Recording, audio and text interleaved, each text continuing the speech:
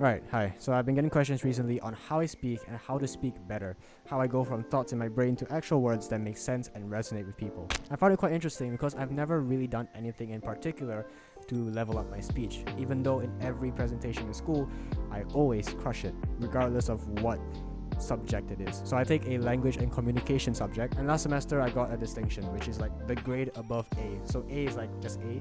Distinction means the best grade in class out of everybody. And I haven't got my results back yet, but I assume I'm going to get a distinction again for this semester. You can check the comments if I update on that. So, here are 3 tips on how to actually get better at communicating. And I'm going to give you a checklist at the end where if you're writing something or if you're going to present something, if you get this checklist and each box is ticked, you know that this presentation is going to crush it. This video will be your secret strategy to talking and explaining things better than 99% of people in any situation.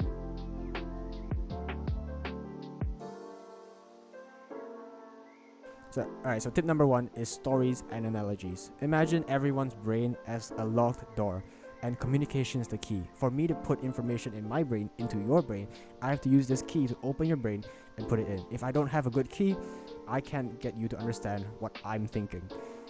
You see what I just did there? That's an analogy. Relating things to stories and physical things makes it easier for people to visualize and actually resonate with what you're saying. Here's a good example. You know those old men who made those videos where they're like, oh, this one lesson took me 20 years to learn, but I'm gonna teach it to you in just 2 minutes. And then they tell you, and you're like, oh damn, that's deep. And then you keep scrolling because you don't give a fuck, right? That's because they went through certain experiences to learn that lesson, but you didn't. You just got the TLDR version, and so when you hear it, you understand it, but you don't resonate with it. Those are 2 different things. Learning is one thing, resonating is a different thing.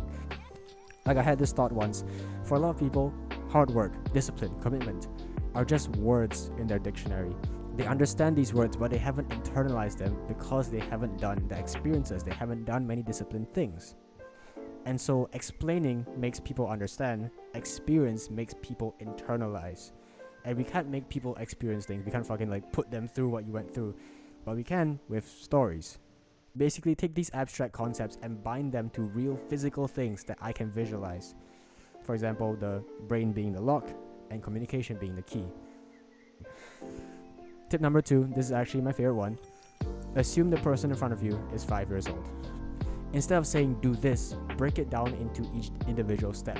So if a normal person your age told you, hey bro, I'm feeling unconfident, what should I do about it? You'd probably say, go to the gym, you fat fuck. But imagine the guy is 5 years old now. Firstly, you probably wouldn't call him a fat fuck anymore. But secondly, you would be way more detailed in the steps. Instead of saying go to the gym, you would say, open the Google Maps app, type in gym, find the nearest gym, go to the gym, find the nice man at the counter and give him money to go in.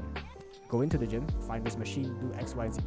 You would be way more detailed with each step because he's only 5 years old. So basically adjust the specificity of your steps to the level of understanding the audience have. So if the audience understands a lot about the subject, you can have less steps. If the audience knows nothing about the subject, you can have more steps. But just for your own reference, you don't have to put this in the actual presentation, but first explain it as if the person you're explaining it to is 5 years old, and then adjust it from there. Because if the 5-year-old can understand it, then if you're presenting to 15-year-olds, they'll understand it as well. If you're presenting to 25-year-olds, they'll also understand it. Because what happens a lot of the time is when you explain something, maybe you give 10 steps. Some people get stuck at step 9, some people get stuck at step 5, some people don't even understand step 1. And so when you break it down to a level that anyone, even a 5-year-old can understand, that's how you prevent this thing from happening where people get stuck at one step and they can't continue understanding the rest of your presentation. Einstein said if you can't explain it simply, you don't know it well enough.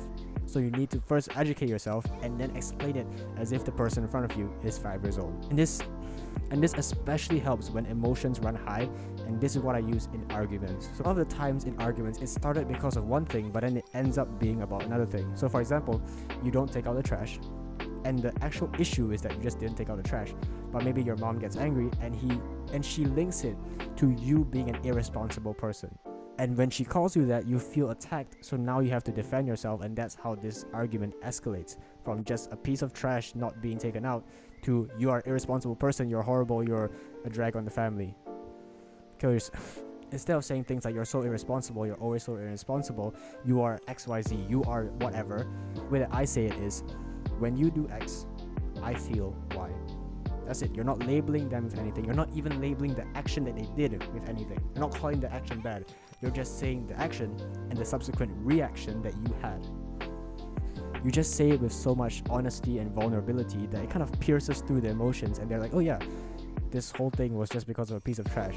When I don't take out the trash, she doesn't feel happy, so I'll just take out the trash. And emotions get involved. It's like you're trying to aim at a target, except the target is one football field away, and both of you only have Nerf guns. You're never gonna hit it, so you just start shooting each other instead. When you simplify it, just using action and reaction and using simple language that a 5-year-old can understand, the target becomes way more clear. The real issue becomes way more clear. So the simple learning lesson is, if you want to articulate yourself well, emotions will never help with that.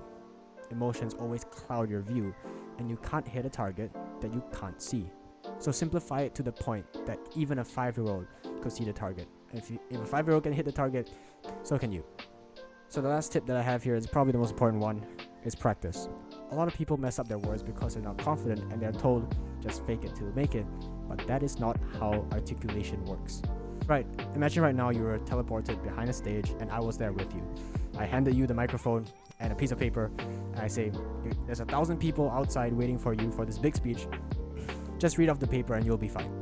You probably wouldn't feel very confident, right? But imagine I gave you the paper a day before, and now you have a day to recite the script. You're going to be a bit more confident. If I gave it to you a week before, even more confident. If I gave it to you a year before, imagine I gave you the script a year before, and every night you just spend 5 minutes reading it. By the time the actual speech day comes, you won't even need the script because you have it memorized. And then let's take it even further. Imagine every day for that year you gave the exact speech to a crowd of 1,000 people every day, and you've done it 365 times.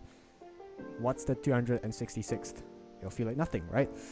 So for me, I recite my presentations over and over again until I literally get bored of it. Like when I tell a joke in my presentation and the class starts to laugh, haha, it's so funny.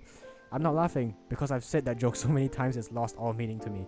And then for videos like this, I don't have a perfect script or anything, right? I just have a couple bullet points. Some parts I write out in full if I want to give a very specific message, but usually it's just bullet points. But the same thing applies. After 50 videos, I'm gonna be way better than the first video, and I get to articulate my thoughts better. You get better with practice. Very simple. I still fuck up my words a lot. It's just that that's for my editor to deal with, not for you. Another point is that I don't know if other people do this, but ever since I was young, I always explained things to myself as if I was talking to another person. Like I would just, if I learned something, I would just say it to myself. It's like I was always in teacher mode and just teaching myself. So yeah, before I go, here is the checklist of everything. I don't know which side my editor is going to put it on, but that's the checklist of everything that I went through. If your presentation ticks all these boxes, it's probably going to be a good one. Story, analogy, step by step, and practice. Practice. Practice. And practice. But yeah, take action.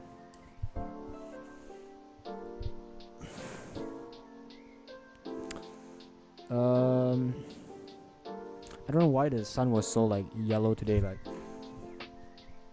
really weird in the sunlight, but this video was kind of dark, but yeah. Give me a kiss. Mwah.